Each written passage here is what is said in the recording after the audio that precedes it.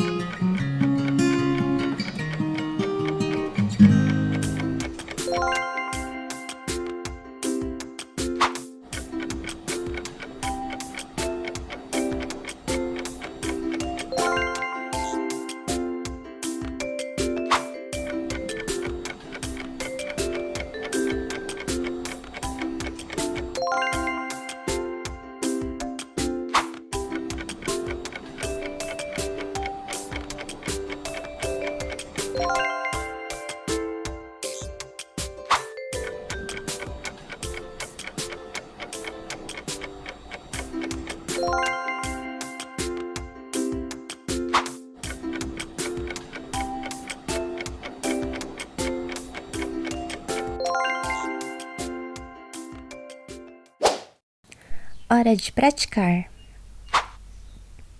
救急車で運ばれました。110番に通報した。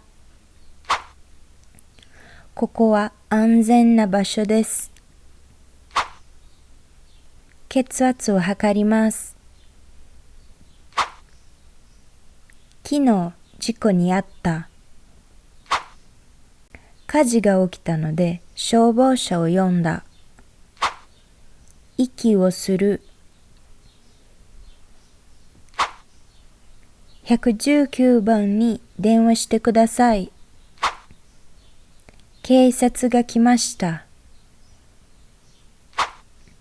患者は入院しています。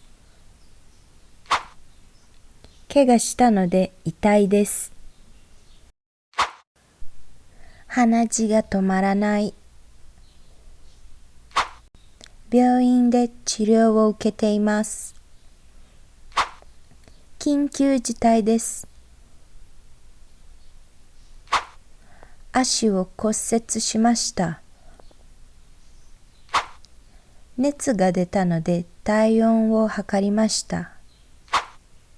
めまいがする。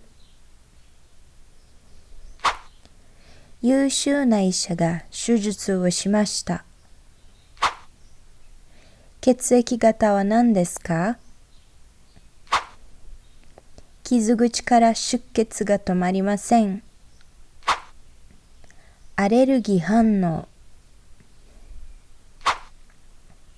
肺炎がひどくなりました。鍋が熱かったのでやけどしました。Did you like it? Tell me in the comments.